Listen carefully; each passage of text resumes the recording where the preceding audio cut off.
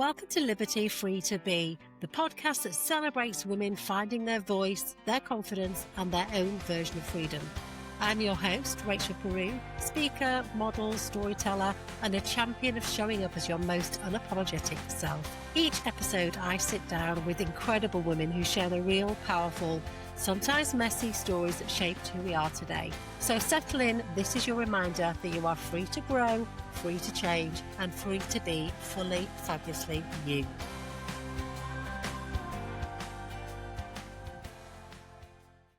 Welcome back to a new week of Liberty Free to Be, and I've got another fabulous guest that I've been really looking forward to talking to. Where have you been if you haven't heard about the next big thing for Yorkshire filmmakers? Jan Birley and her fabulous team are creating a new feature comedy film based in Yorkshire, and it's called Hot Flash. And this one is for all the menopausal women. We are finally going to be seen in film in Yorkshire, and Jan is here today to tell us all about the reason why she's making this film, why she's written it, and a little bit more about what representation means to her and about how fabulous filming in Yorkshire is going to be. So I can't wait to find out more about this project, because I know that there will be so many women out there that want to be more seen and more visible, and this film really will show up for us and represent us. So let's find out lots more from Jan Birley, who has written and is co-producing Hot Flash. So welcome, Jan. Thank you so much for joining me today. How are you doing? Yeah, I'm really good, thank you. We are so close to rolling cameras. I can't believe it's here. I said in my introduction, I mean, just the name itself, Hot Flash, I cannot wait to hear more about this project and what it means to you, because it seems to be the talk of Yorkshire right now. Yeah, it is. And it was mentioned on Lorraine this morning by Melanie Hill, who is playing a part in it. Yeah, the film, I started to write the script probably about 3 years ago, and it was quite different to how it is now. So the protagonist was younger. Right. Then I guess really it went through a lot of script updates, with script consultants and producers, and Catherine, the director, and lots of people were involved in giving feedback. And we decided that we'd make her older because there's so much more we could do with the film to give a really good message out there. So we took her out of a long-standing, unhappy marriage where her dreams had been crushed, and left her in a situation where she was having to fend for herself and find a future for herself and a son, and be able to reignite those dreams and achieve what she'd always wanted to achieve, which was to be her own boss, running her own business, and doing that while she was suffering menopausal symptoms, which is not easy. Not at all. And, I've got a Facebook group with over 300 women in it. And I already, when you're telling that story, I can think of different pieces of that can relate to so many women. And I know people will be going, yes, that's me. That's part of my lived Yeah. experience. Why do you think it's taken so long to get these stories from this particular age group out there? Because you really are making a stand and pushing the old woman out there. Yeah. In terms of film, really the age group has typically tended to be sort of young, or kind of, up to 30s, late 30s. Those would be your typical protagonists. And really, once you were over 40 and in that menopausal area, you were really kind of, past it, and there was no market for that. But actually, I think the conversations around menopause are increasing now, and people are openly talking about it far more. So there's more awareness of it. But actually, in film, there's still very little that covers menopause and how women deal with it. And in our film, it's an underlying theme. So, it's not a film about menopause, Yes. but it's a film about a woman's life when she is changing her direction later in life. And there's a real market for it. When we did some research, the biggest spending market that goes to the cinema is women between 35 and 60. So we're hitting, a great market. These are people who really want to hear this kind of story. They want to be represented and they want to be able to see themselves and recognise themselves in the cinema, don't they? Yeah, How without a doubt. how much of the story then did kind of have you pulled from your own life stories and the directors and other women's conversations? How easy has that been to kind of bring it all together? Uh, a lot. Hmm. So a lot is lived experience, but actually, when you start to talk to women about their experience in menopause, it's all different, completely different. So for me, I didn't really realize I was in menopause for quite a while, and I didn't do any. I had lots of symptoms, and I thought there was something seriously wrong with me. I actually ended up having lots of investigations because of the way it was impacting me, and not once did my doctors say, "Oh, actually, you're that age and it's menopause." And the minute, that we realized that and I got the right treatment, everything's, settled. Not everything, I still get brain fog and what have you. Um, so, and a lot of our a lot of our crew are women over 40. So, Catherine's over 40. She's, openly in the menopause at the moment, consuming her gummy mushrooms and what have you to avoid the brain fog. And, same with Claire, who leads on all of our PR. And we've been really keen as well to make sure that we open up opportunities within the film to women who are older, women who are making changes in direction, and listening to their stories and their experience, and then trying to bring that into a very tight script in a comedic way, but without, minimizing the effects of it.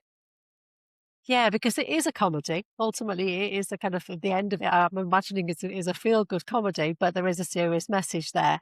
How much pressure and responsibility do you feel to kind of get that message across there? Because it's quite a weighty conversation, isn't it? It is, yeah.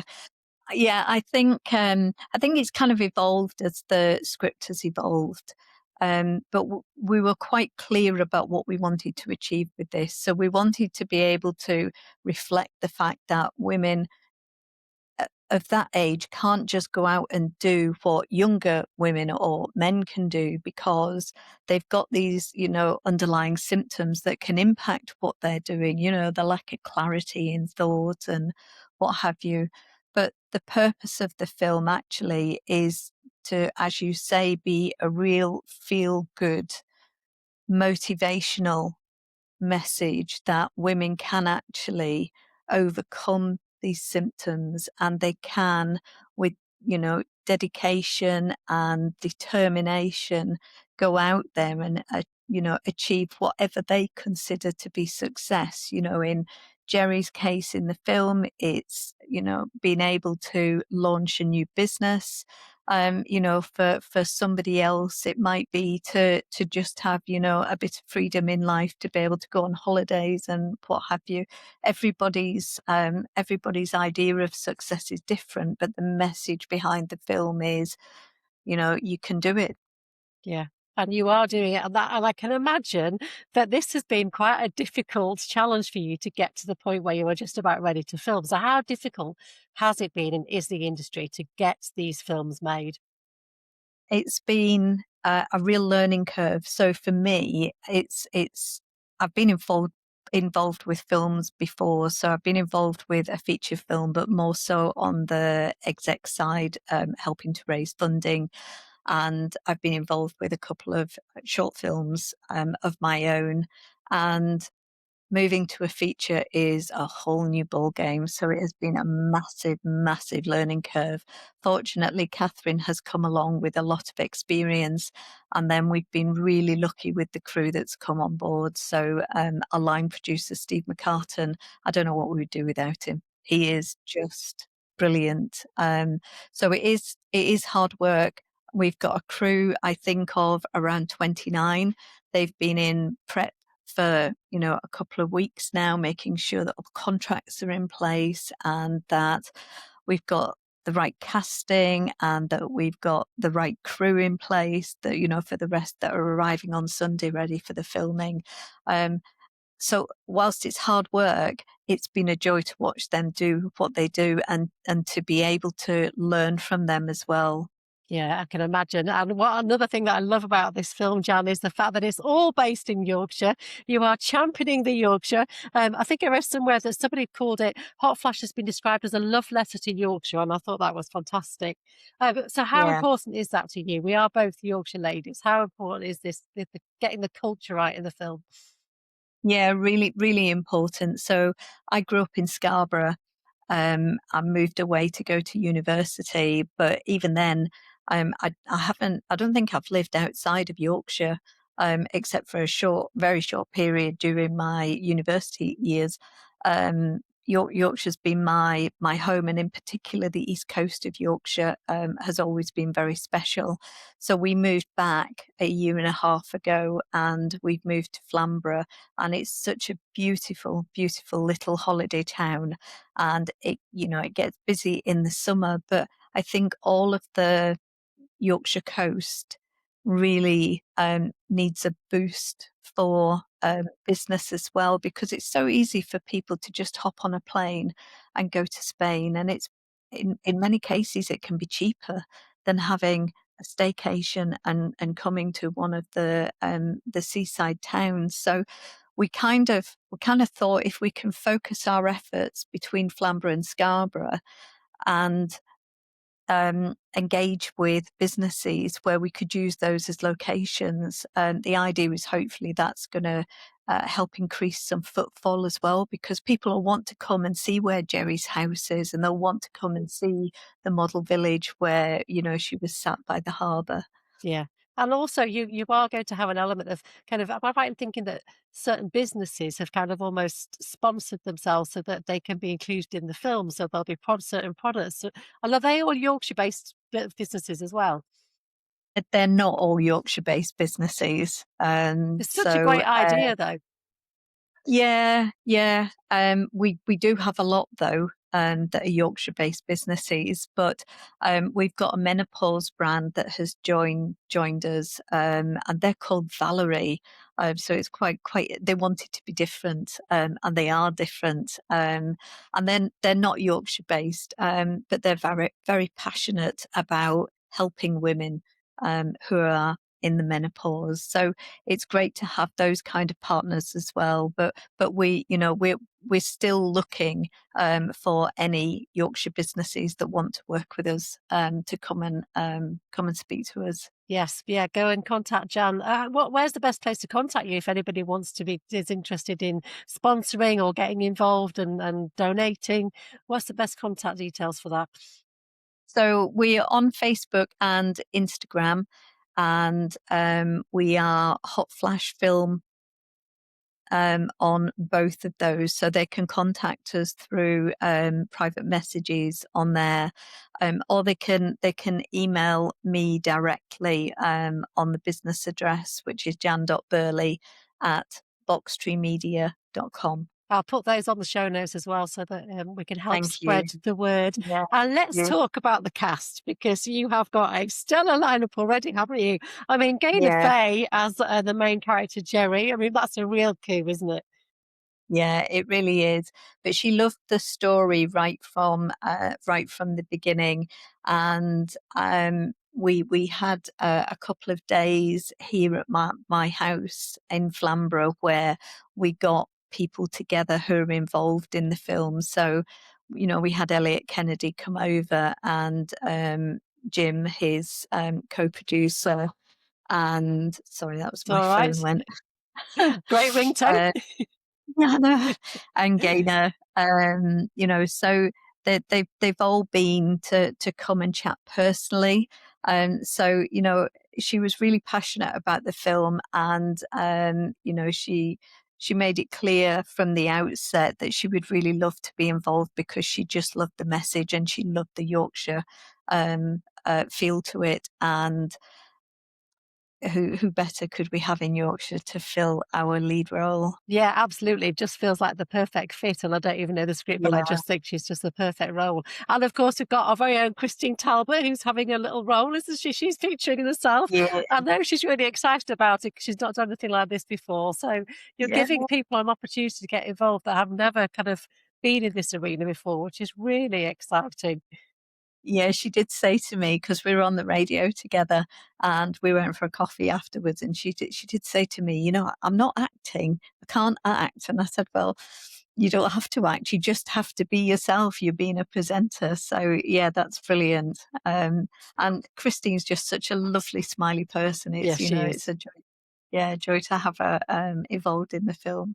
Has the kind of momentum already before you even started filming surprised you? Have you been, or were you fully expecting this kind of response? No, we weren't. So we made a decision very early on. So whilst we're doing a creative enterprise and we're producing a really high quality film because of the cast and because of the crew that we've got involved, um, we made a decision early on that we wanted to start to promote it organically, not paid advertising or anything, but through Facebook and Instagram and press releases where we could, because although it's a creative enterprise, it does have to make money, and we've got investors, and investors want to get their money back.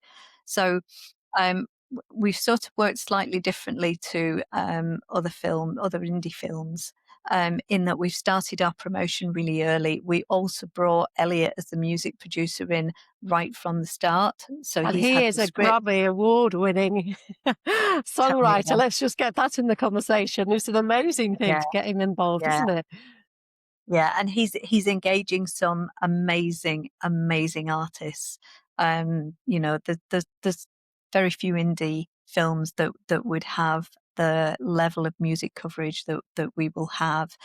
And Elliot said it's very rare for music to be brought in during production and pre-production. It's usually after the fact when the film has been made, and then they're asked to put the music to it. So he was really delighted that he and Jim have had the opportunity to come in and understand the script and really get into the story. And given that we'd started the marketing early, it was just a case of trying to get the message out there and trying to encourage investors to come forward. But the response has been phenomenal. We've been invited to um, radio interviews, and we're regularly appearing in local press, and the press reach now that we've started to announce actors from outside of Yorkshire. So Samuel is now going even wider. So the response has been phenomenal, and I didn't expect it to be as much as it is. And on a personal level, this is the real journey for you, isn't it? Have you always had this kind of drive and motivation to get involved in something like this, or has that happened? Has this been a dream of yours, or has this happened kind of organically once you started thinking of the idea of writing the script? So I've always written. I started to write my first book when I was 10 years old, uh, and I, I I wrote stories and tried to write a book when I was younger, and then I had a family, and it was really difficult to do much in the way of solid writing. Because the family was kind of all consuming as they were growing up, as they should be. Yes. Um, and then when they kind of, went out and found the way in life, I really took up writing quite seriously. So I wrote 2 novels, self-published the first one, and it sold quite well, which was great. And I was approached by a production company who wanted to option the book, and that's how I got involved with the Christmas film. So while they were working on doing something with the book behind the scenes, which never really took off, I ended up spending time on set for this Christmas film, and I was just mesmerized by the magic of it. And it it had never occurred to me that I could write a Yeah. script, that something could become of it. So I wrote I wrote a couple of shorts, but I wrote a feature and it was really rubbish. Like, I mean, really rubbish. And I knew that myself, which was a good indication. And then I kind of put that one aside. I might go back to it. I don't know. And then I wrote this one. And like I say, it's had lots of input. Um, and I've just turned 60 last year, and I've worked in IT all of my life. And now I feel like I'm moving in the direction that I want to work in film full time. So Yes. it's a complete change of direction. Um, Writing and being successful with my writing has always been my dream, but I never even dreamed I could write a script and have a film made, because I thought that was too far of a dream, if that makes sense. Yeah, yeah. And I think that's what makes this film even more special though, Jan, because it's your lived experience of what you're doing and what you're achieving and what role model you are for other 60-year-old women that's so entwined into this film, that makes it even more special, I think. I think it's such a great way to show other women that there are challenges out there. And like you've just said, Yeah, your first go at it wasn't great, and you might revisit it, and you might not, but you didn't give up. no, no, and that's the thing. You failure really is a learning experience, and it can feel bad at the time, and, depending on what that learning experience is, it can feel like the end of the world sometimes. We all have times in our life when things just do not work out and are really, really difficult. Um, but yeah, I knew that was what I wanted to. Once I started writing scripts, I knew that was what I wanted to do. I did some courses, and one in particular, a guy called Dominic Morgan, he really helped me hone and cinematize my writing. So I think that was a bit of a turning point for me when I started to fix my scripts, after working with him. And now I feel, well, yeah, I can do this. You are doing it, and what a special moment it Yeah, will be when you get to that premiere. I can't imagine how I amazing that will know. feel. So how long are we Yeah. talking? What's the process now? 'Cause you start filming next month, I think, don't you? Yeah, we start filming on Monday. Right. Oh, wow. So, crew are already here, the rest of the crew are arriving on Sunday, and, we do our first shoot on Monday in, a hairdressing salon, and the scenes that we film there are gonna top and tail the film effectively, so it's the opening scene and the closing scene. Right. And we're filming for 3 weeks and 2 days with an extra day for contingency. So it's effectively 4 weeks. It's the full month of February.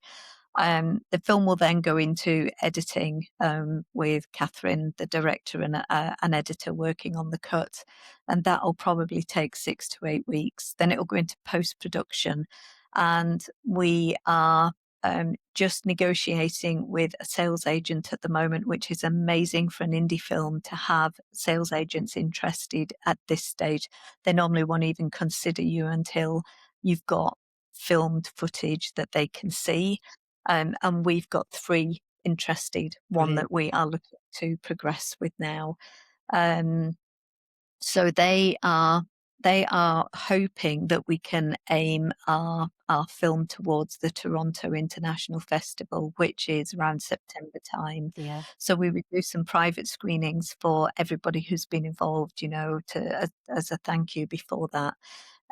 Hopefully, if we can get it represented out at Toronto or premiered at Toronto, would just Be be amazing, absolute. wouldn't it?